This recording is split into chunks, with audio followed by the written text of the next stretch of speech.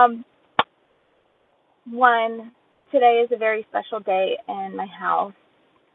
Um, my handsome man and I are celebrating our sweet 16 years of, I say wedded bliss, but when I mean what I mean by wedded bliss, I mean stubborn optimism and fighting for each other, even at times when it seems like we're fighting each other, if that makes sense. And what I mean by that is that we have disagreements. Our disagreements get loud because, we both are very big personalities, you know. Um, but it all comes down to the point that we are traveling through time and space together. We are committed to continuing that journey together. And because of that, we are willing to, work through the differences on how to get where we're going, but we're still going in the same direction. And with, a lot of marriages, because, um, there's there's all sorts of statistics and all that shit. But even with the statistics, you know, setting those aside, what marriage comes down to and why a lot of marriages end is either a difference of direction, a difference of growth, a stagnation of growth, a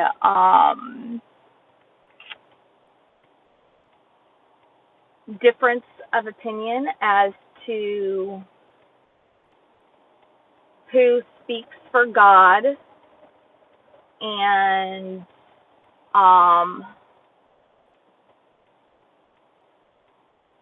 just like it comes down to the ego of an individual. And especially when you have big personalities,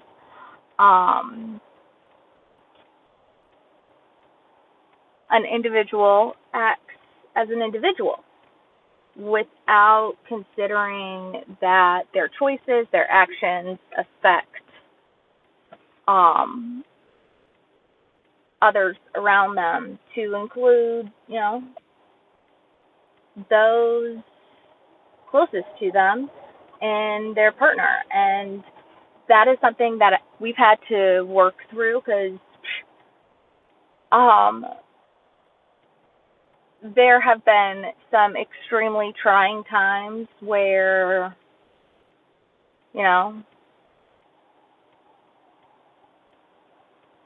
doubts maybe have crept in on the ability to work through and have those difficult conversations, especially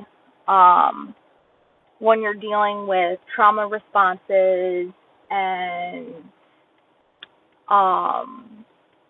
managing personal autonomy and personal,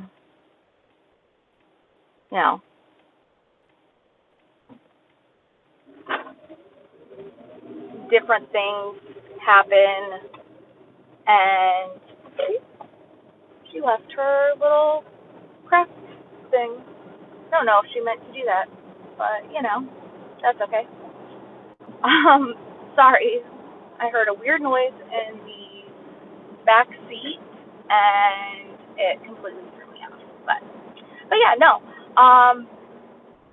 So in our marriage, I think the hardest time frame was, and we've gone through different trying times, but let's see, 21 through 23. So that probably 3 year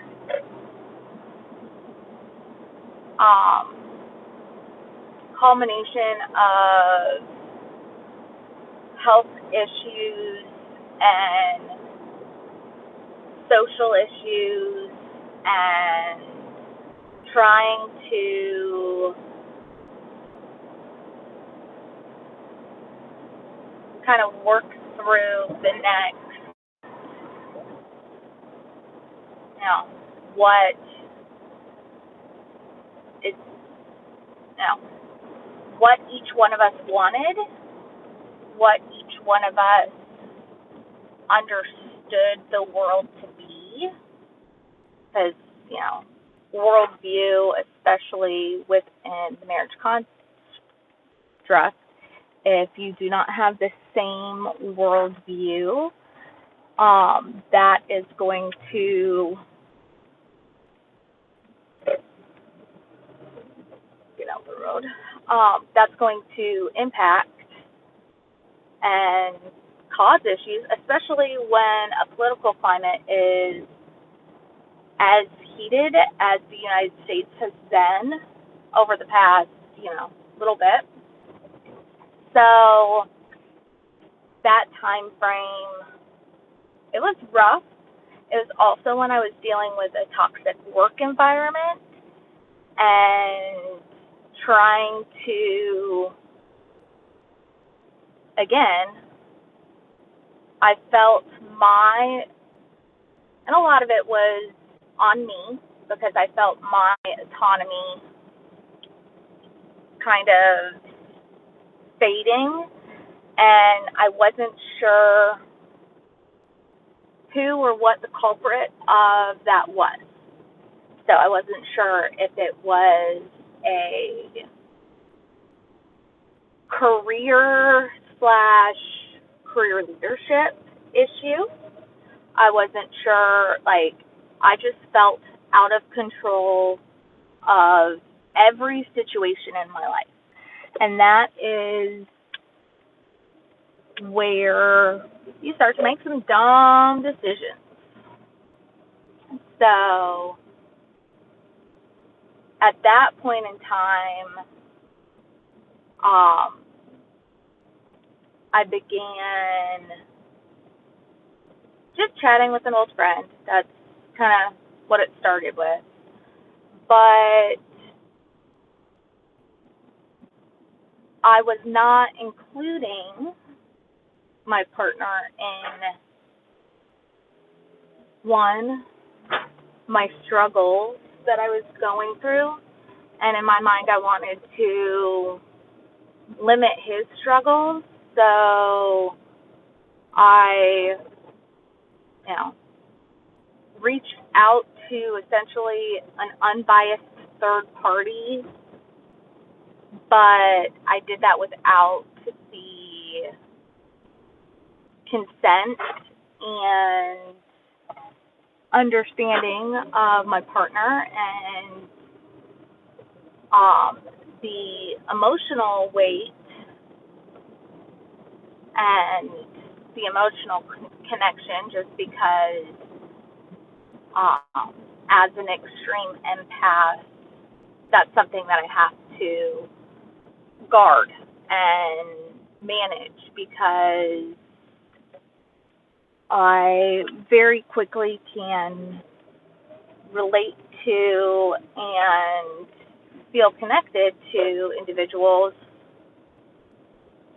just by talking and you know, spending time talking to them. So, when all of that happened, it was rough, and my amazing husband wasn't, he was hurt that I was or I felt unable to have those discussions with him. But part of it was also the element of trying to figure out, like, was I losing my autonomy? And we hooked up. Yeah. Um, so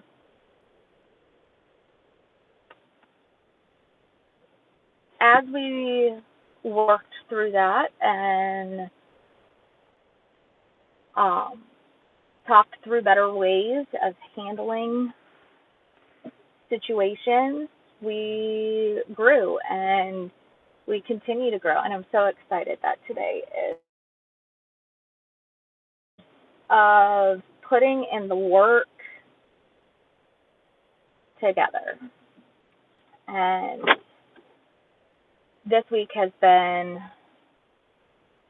a little exhausting trying to get everything done. Tomorrow I'll be out at the Military Child World Expo in Alexandria, and that's going to be a lot of fun. We'll be I'll have the Innovation Center. My mobile Innovation Center will be set up for the first time. Everyone at the Military Child World Expo will be the first to see it in action. That's actually my focus today, is making sure everything works appropriately. And then do that. So that's one of the things I've got to take care of today. And I also have what else? Oh, I'm putting together some anniversary things and posts to share more about me and husby's stories. Because, 16 years does not just happen. It's work. And so, I'm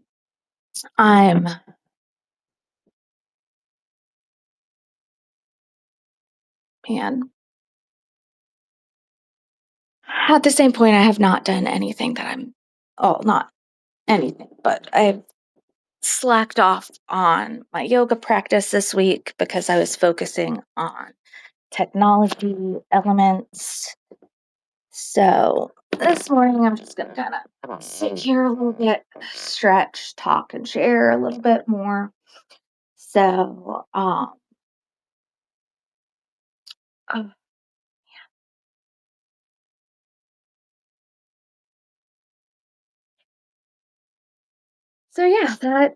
that's today. Today is hubby and my 16th wedding anniversary. We'll probably just chill at home because, we're homebodies. But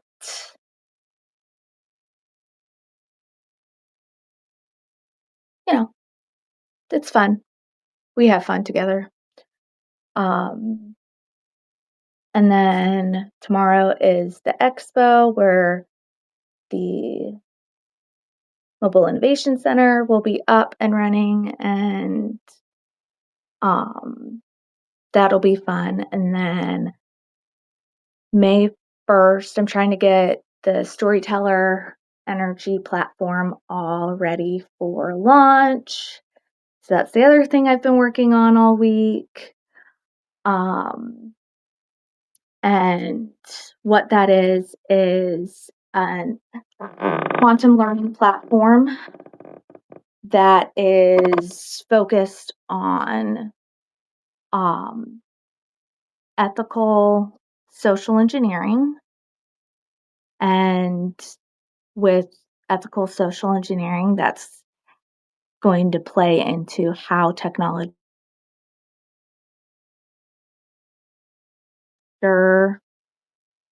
um, governance is in place to not just handle the um, just different variables of advanced technologies, but the biggest thing is learning and understanding how they affect people. So, like, I've talked about it before. The topic of AI in our house, it can get extremely heated, um, mostly because, um, AI is what I've seen at least, is people are either all the way for it or they're all the way, it's the worst thing in the world, it's going to ruin humanity. And I don't know if it's a lack of understanding or if the lack of understanding is on my part or on another individual's part, because as we have those discussions, there's a million different things that come into play. And wanting,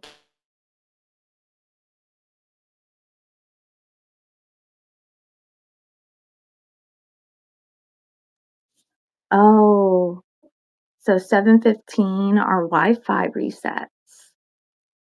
So that's freaking out and everything because it's that time. But with AI,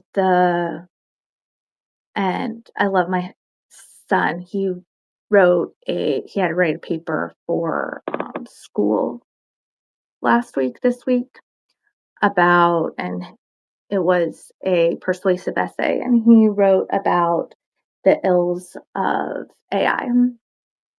And I absolutely loved his reasoning, and it's very much the environmental impact, the misinformation impact, and then his third one was, I believe, the emotional impact. So you had the environmental impact of AI, the misinformation, and then you also had the emotional impact and how a lot of these models specifically handle the issue around mental health. And what I have found is as individuals learn more, read more, go into what sources they're reading, um, you know, they all come together to, form the neurological um, links in the brain. And as that happens, I didn't, and in my research, there's all sorts of different questions that we're still looking at and information gaps we're looking at. But within especially the neurodiverse community. Um, there are different ways of explaining how our brain thinks. So, and I've had this discussion with hubby before.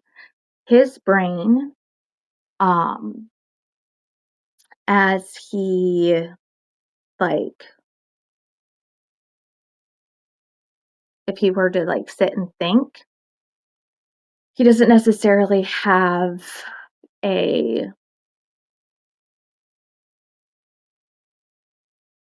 he doesn't know how to explain an inner dialogue, I believe, is a lot of it on how his brain works. So I explain it that, like, with my brain, I have an insane imagination where I can sit here and, like, take a play or a musical or something like that. I can picture it all in my head. I can hear all of the different voices, all of the different music, all of that. Just sitting here, I can imagine it in my head. And in a lot of ways, like, hear the and, it's not audible, but, um, just that's how my brain works, is that I, I could see all of those different, uh,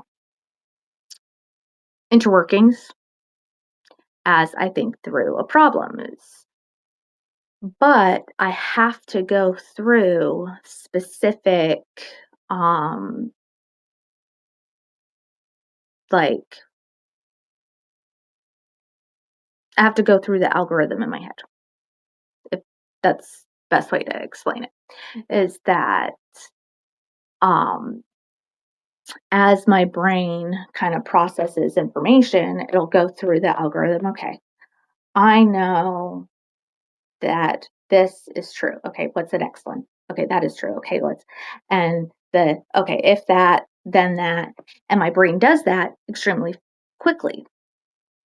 Um, where I can sit and parse through a lot of different information from a lot of different sources extremely quickly. Um, my husband, his brain does similar things, but in a different way. And because it is similar but different, trying to explain those differences and when um, that thinking pattern gets disrupted, for him, he can just pick up right where he left off. Um, if my thinking pattern gets disrupted, I have to start back over. And so as we technology continued to advance and AI started to become a lot of the question and what I was looking at and learning and all of this, I'm like, okay, AI is basically set up to work the way my brain works and to be that like secondary reminder essentially, where if it's used appropriately, it is amazing for me because I can automate a lot of the processes that my brain will normally go through or the like sources I'm pulling from as I'm doing research and whatnot. I can set up the automated um, protocols, for lack of a better way of explaining it, for the AI to kind of speed up the process of me going through my checklist in my brain. The problem is with, the various AI models and um, algorithmic tendencies, all of that really ends up being this okay, who and where are the voices and data coming from? And for whatever reason, trying to explain that the model itself is not the heavy lifter of like why there's so many data centers are needed, why where the data is the element of in the information operations world of governance, there are specific um, data retention plans, exact timeframes where things are deleted, purged, cleaned, all of that stuff. But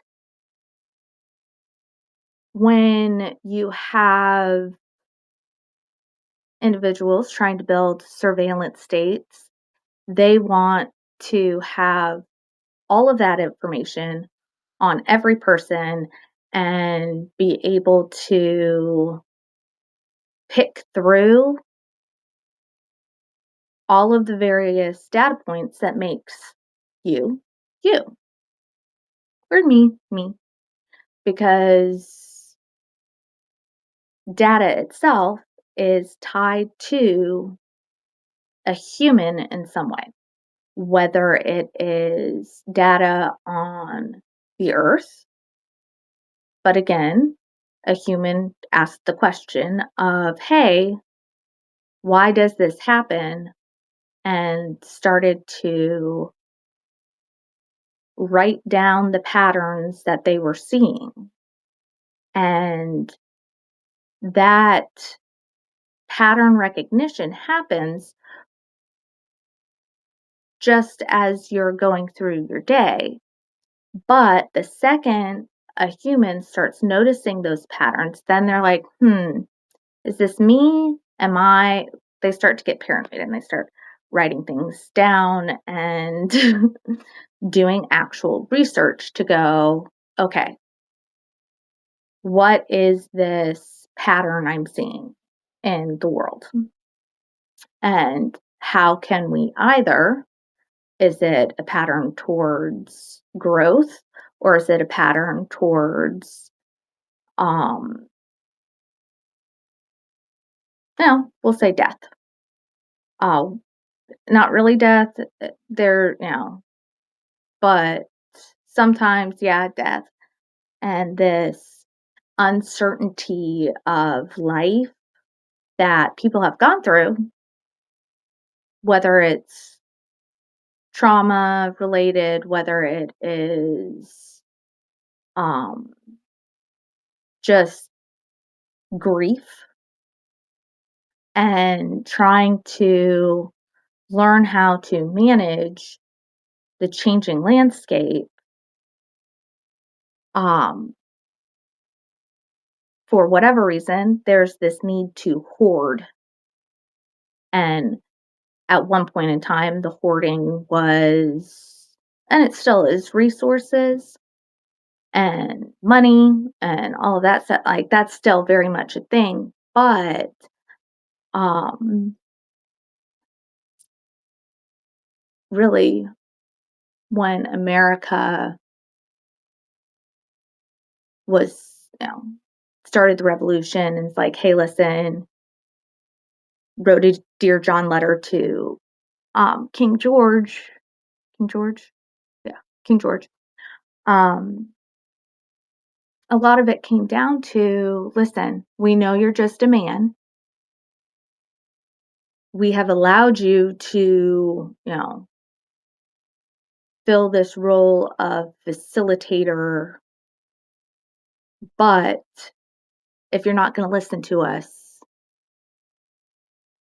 you're not gonna use our money for things that we don't agree with. You're not gonna, and that's where a lot of the different things happen through revolution and protest and all of this stuff. And the same thing has happened over and over and over again throughout time. But each time that has happened, and each new group, whether it is, you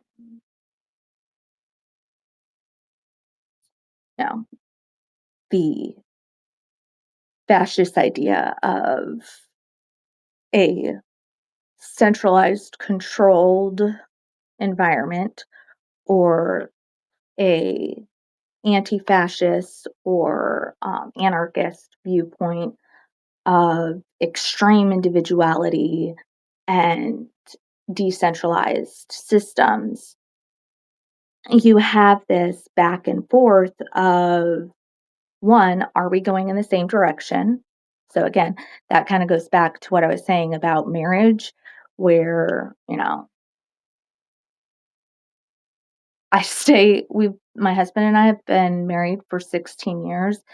It's not 16 years of wedded bliss. It's 16 years of fighting for each other, not fighting each other, and remembering that we're on the same team and we're trying to go to the same place. So we're moving in that same direction.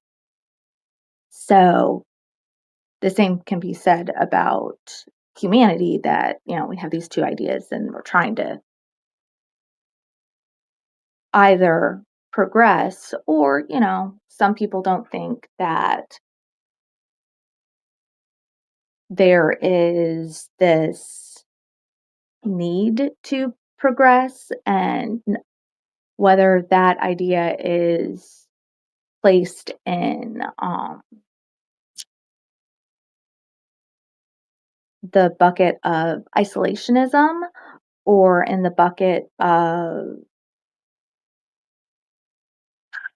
ignorance is bliss. um, and understanding those ethical lines of at what point is silence consent, in especially the realm of seeing and knowing that there is harm being done, and not having the fortitude to call out those issues. And the amount of times that my fucking mouth has gotten me into trouble,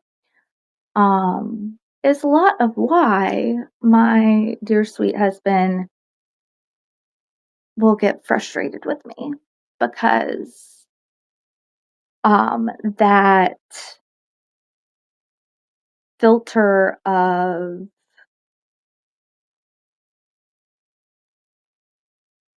being nice at all costs just doesn't exist. So there have been times where, one Christmas, I s- I didn't straight up call my sister a whore, but I did. I She came down. We were going to church. Um she was dressed ready to go to church, and I jokingly, because what she was wearing was super cute, but it wasn't, "Oh, I'm going to church." It's like, "Oh, I'm going to the club." And, to each their own. Um, I jokingly just right out my mouth without thinking went, "What corner are you walking, or what corner are you working tonight?" type thing, and didn't go off well. A high heel might have been thrown at my husband.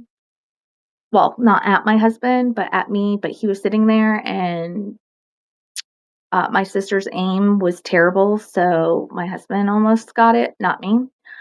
Um, but that's also been an issue, like, something in the workplace where coffee. where I would call out individuals in the moment of their um, wrongful thinking. So, a great example is especially the misogyny within the tech spaces. And I don't, I do not keep my mouth shut about that. So, a big thing that would happen is, oh, a guy walks in and goes, "Oh, I got something to tell you." Blah blah blah. Blah. He's like, "Oh, I can't tell you in mixed company." I'm like, "Listen, um, if you can't say it in mixed company, probably not something you should be talking about at work." Just just saying. But I would also kind of go into, I'm like, "Listen, I, you know, I'm a US Marine veteran. There is very little that I haven't seen, haven't dealt with, haven't heard. Uh, like the elements of shock and awe is like even everything, but um with you know the Epstein files and all of this, like that's stuff that I have known for years. Like, okay, I grew up in Florida. I know that shit was going on. So there's no like shock and awe of, oh my goodness, this thing is, no, that thing has been terrible. If you haven't realized that, um, the difference now is that one, the element of what is approved by society will often change depending, and that's just all throughout humanity. You see the different cycles of what is allowed and what is deemed appropriate and all of that stuff. But it's not a, oh, this has never happened before. And I think that's the, I don't know, the difficult thing with it is that, and a friend, actually, QJ. So if you're not following QJ Raw on Substacks, you really, really should. One, his stuff is fucking amazing, but also he's a really good guy, and like I said, his stuff is really good. Um, so yeah, make sure that you are following him on all the things. QJ Raw, there's his shout out for the day. But he sent me a video. Because again, um, humans are supposed to, in, okay, in my opinion, the goal is to be growing and improving and learning and all of these things. So, um, QJ and I will often exchange articles that we're reading and talk through like how he understands different topics versus how I understand different topics. And that helps us to, again, figure out the misinformation piece as we work towards building ethical AI and human digital twins and all of the fun advanced technologies that um, are more readily available to the masses. So what was I saying with that? Sorry, this is where the ADHD really comes into play as I just sit here and kind of ramble, is you have to kind of follow the loop, and sometimes I will lose myself and I'll have to kind of go, "Oh, fuck, where was I? Pick it back up." All right, I was talking about growth and calling people out and misogyny and all of this stuff. So, um, all of that to say that if you don't have the tough skin to handle, see, understand the world for its, you know, messy, chaotic self that is the world. Um, yeah, there's absolutely um, things that you need to, in order to be able to handle the mess and understand the mess, you also have to understand how that mess is going to impact you and impact you on an emotional level, on a mental health level, on all of these various levels. And that's stuff that we've talked through with our kids. And I, um, one of the big telling signs of like the maturity level of my son. So my son is 15. He is also ADHD.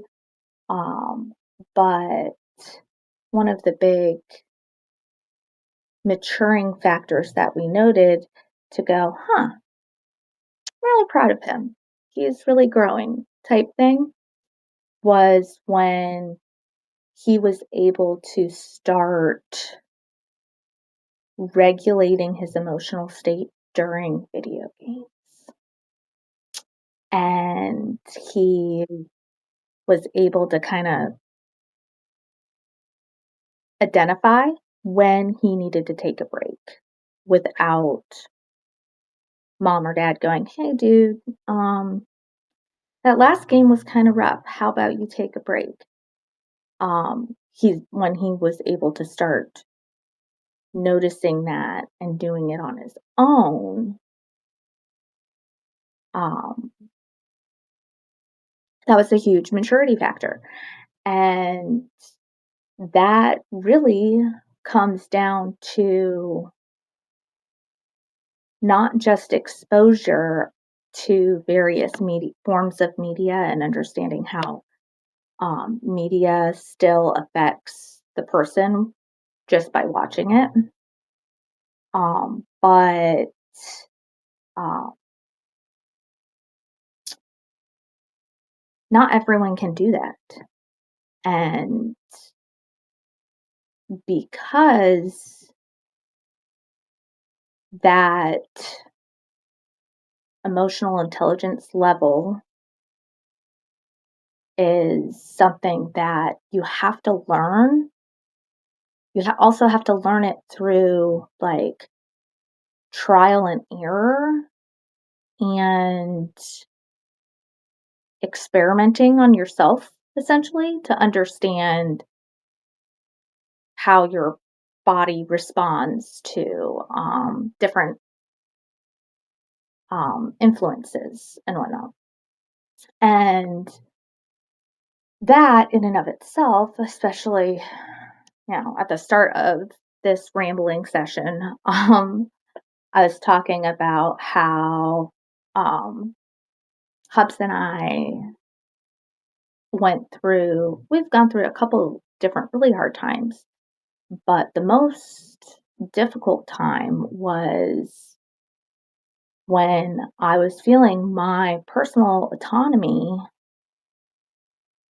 being attacked from all fronts. And I had zero control over my career, things at home, health, like um my grandfather passed away, so I was dealing with grief there. And then I was in a toxic work environment. And then I had health issues and he was having health issues. And, this was 21 to like 23 time frame where, you know, we're dealing with pandemic, we're dealing with um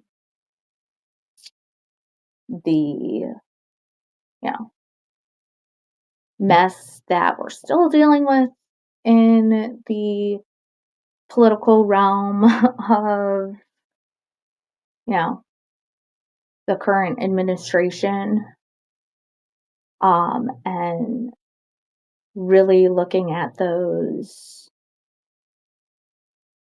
beliefs that we had and where we stood on because, especially as you grow,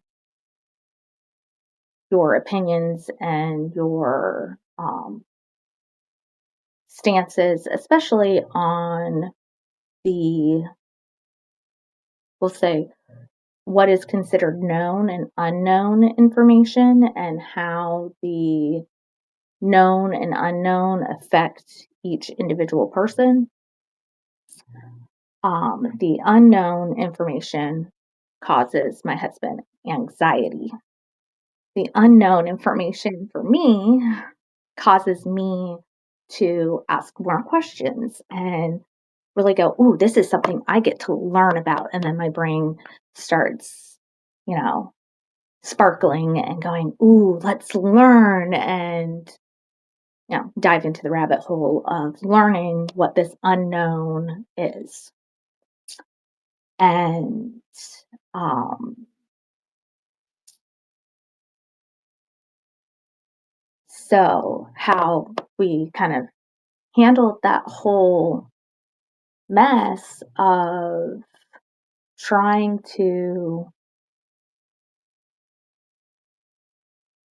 relearn things that we thought we knew, but we needed to look at them again through, you know,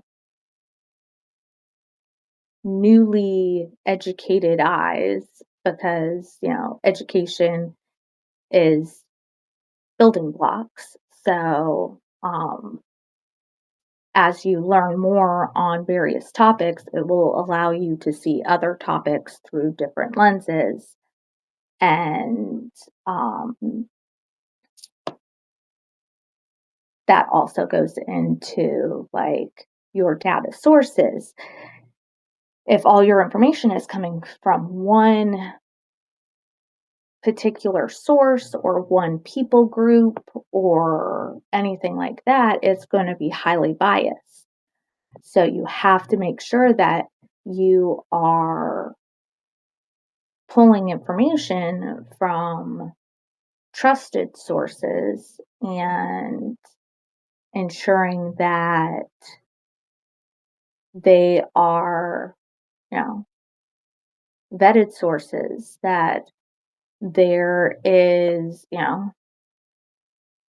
the difference between applied science and social sciences is the ability to apply it and see the same um, reaction essentially. So, you go into the scientific method and managing the controls and blah, blah, blah, blah.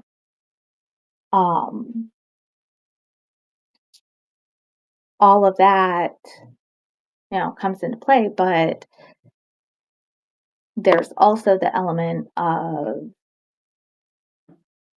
if you're a science experiment and understanding the elements of consent needed for human interactions.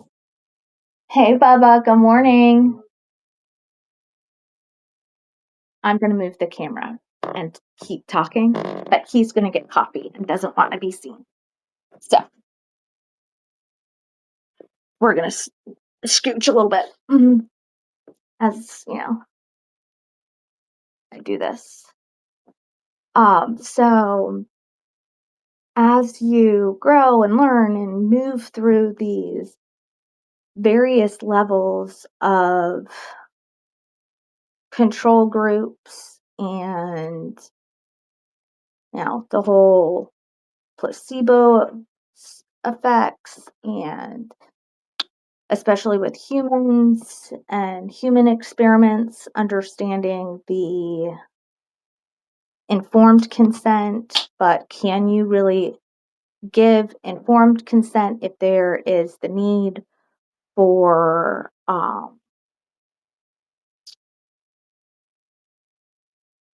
the like the element of whether the subject knows or does not know that they are an experiment, and what does that enter into the whole process of gathering information. And um, sometimes when you're like, you're the experiment, but then other times you're like, I don't know I'm the experiment, or am I the experiment? And you're kind of like, is this a test? I think this is a test. Maybe it's a test. And everyone wants to know whether, the information is going to be on the test. So that way you're ready and you're prepared for it. But when, shit hits the fan, you need to know and understand how you're going to react in those situations. And being able to know that you are operating autonomously, and that my choices are actually my choices, not me making the choices of um, someone else, and or goodness, what was it? Oh, I was reading about Peter Thiel, fucking asshole, where he was talking about how he doesn't think democracy and freedom can coexist or whatnot. And the element of that is like I said, we might disagree on how we are going to get to the end point, but as long as our end point is the same, we should be able to work together to get to that goal. Um, the problem comes in is when that endpoint looks completely different than what I thought to be, know to be, however you want to put it. And that's where um,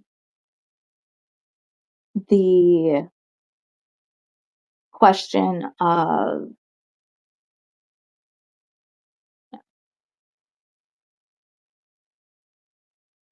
everybody making their own choices. You can make your own choice. Not everyone understands how their choices can affect others. or can affect others' choices. And going through all of those different variables can be exhausting and can be really difficult for some individuals to, you know, handle, understand, and that's where, um, I don't know, it's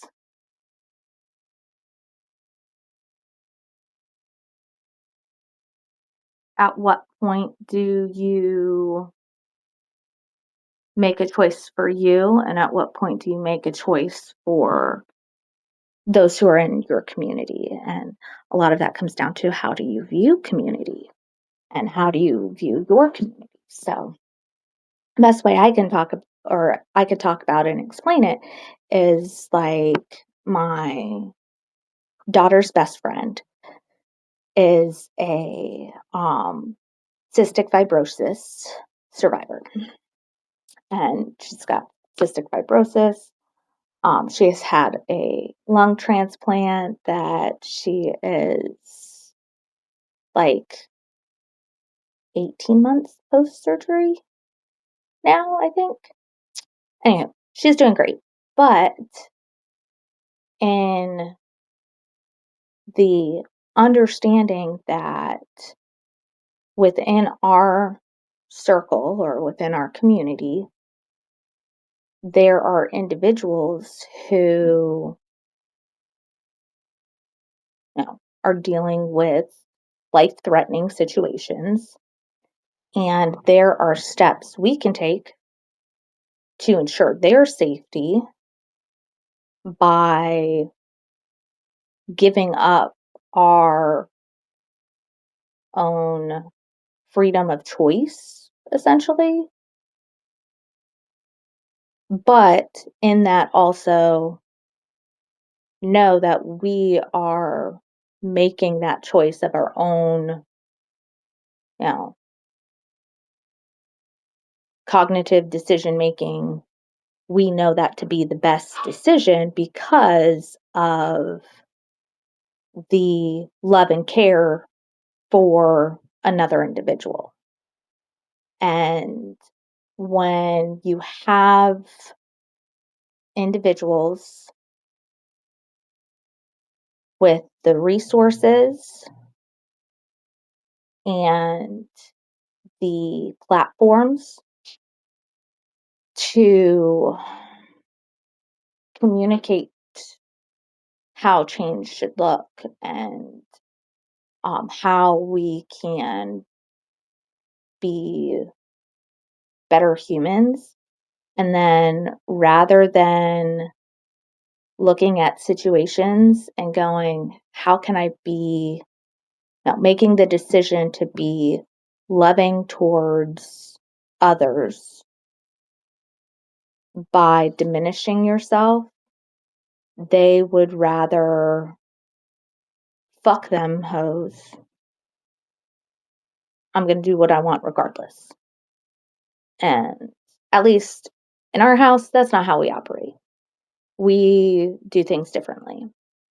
And that's where, as we look at the ethics behind, and this morning we've been talking about AI, but as we talk through any advanced technology from the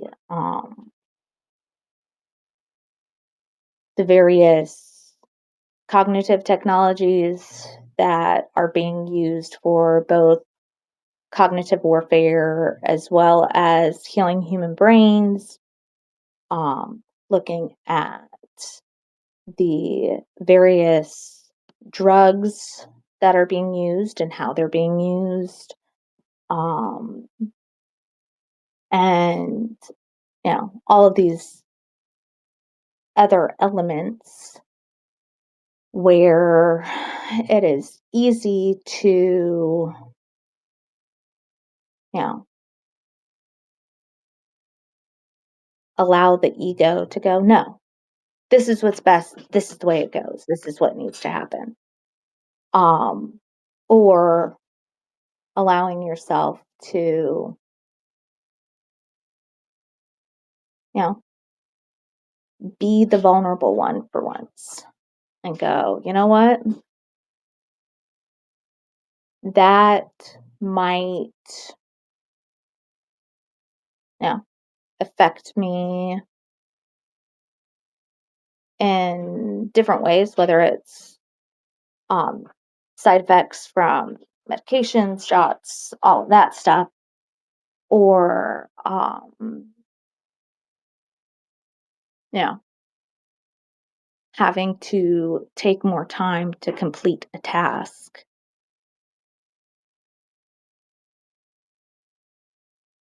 But in the long run, is that particular decision going to help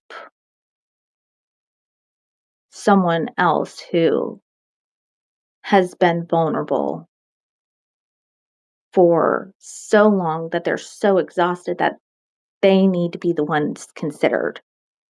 And that is, um, that's the struggle and balance of trying to understand what it means to handle ethical social engineering.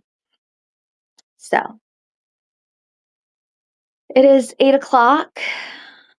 Um, I have had breakfast. I think Bubs has at least gotten coffee and breakfast. He might need help with breakfast. Um, and I'm gonna have to go pick up baby girl here in a little bit. So I'm gonna go turn my computer on and kind of get the few things started today. Like I said, I'm gonna be setting up the Mobile Innovation Center, making sure it fully works. Fingers crossed it does. Um, because I'll be demoing it tomorrow out at the Military Child World Expo, which I'm really excited for. And then the Storyteller Energy early access has been slowly going out to the masses. If you would like access to Storyteller Energy and help kind of guide the discussion around what the ethics of technology look like, let me know. Or just go to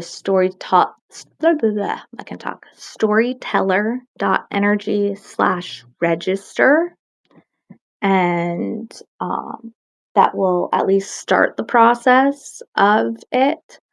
The big thing with Storyteller Energy is that it is going to be a community platform where community is first.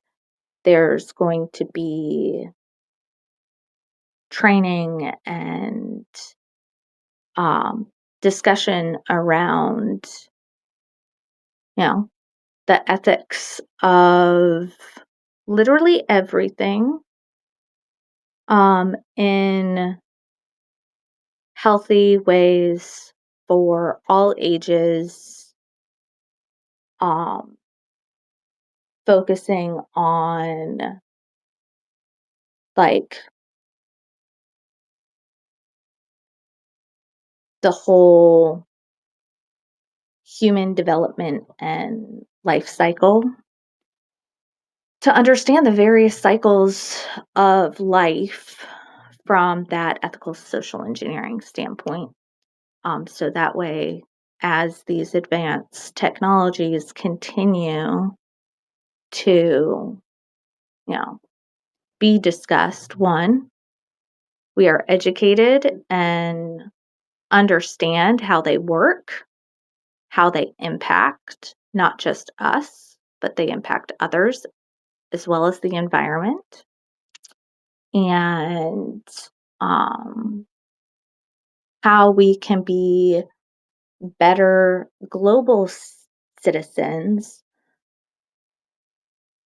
as we look at the future of humanity and being able to do more things in space, and what does that look like, and how can we um, leverage different resources, whether they are space resources and how they are used, as well as the global supply chain and how various entities will leverage supply chain to manipulate people, and understanding how to build parallel and independent systems that enable really the working class, but that kind of goes across the board to how do we make sure that we're being those citizens and neighbors that we want to have in our lives. And quite frankly, don't know about you, but my neighbors, I would say, are the best just because we kind of all do our own thing. And yeah, my landlord is next door and they get annoying sometimes, but it's like, hey, don't forget, you need to mow the grass. I know I need to mow the grass. I don't want to. I usually don't. I pay my son to do it. But you know, um, those things that, quite frankly, are actually really helpful. Um, having someone check in on you, essentially. But also learning how to be understanding when, you know, there are situations that you might not understand because you haven't been in that situation before, but someone in your life is navigating something that is really big and really difficult, whether it's, you know, something like a hacker taking over their life and identity and having to go through the steps of, hey, I fell for a scam. How do I fix my life? Because they've taken everything over, to I lost a loved one and it's the first one I lost and they really meant a lot to me and I don't know how to handle this grief, or knowing how to say goodbye, or it happened unexpectedly, or it happened because someone else decided that they were going to be a god that day and um, made decisions for them, whether that was through a mass shooting or through a drunk driver or through, fill in the blank of various situations where another human being's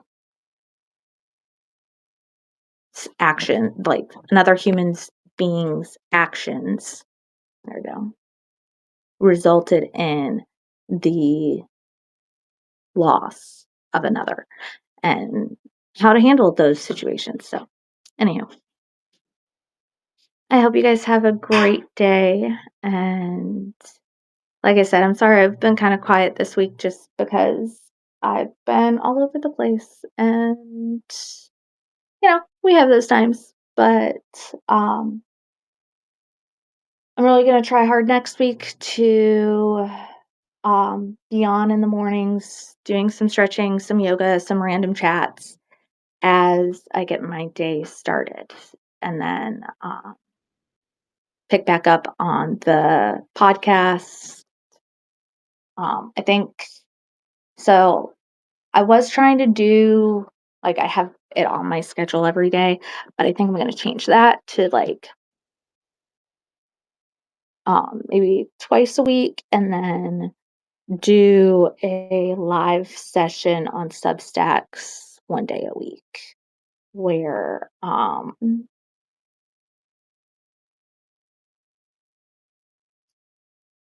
maybe we'll hop on with different Substack writers and hear about what they're writing about. That could be fun. So if that sounds like something you'd like, let me know. And yeah, have a great Friday. It's Friday. Yay, yay. All right. Peace out.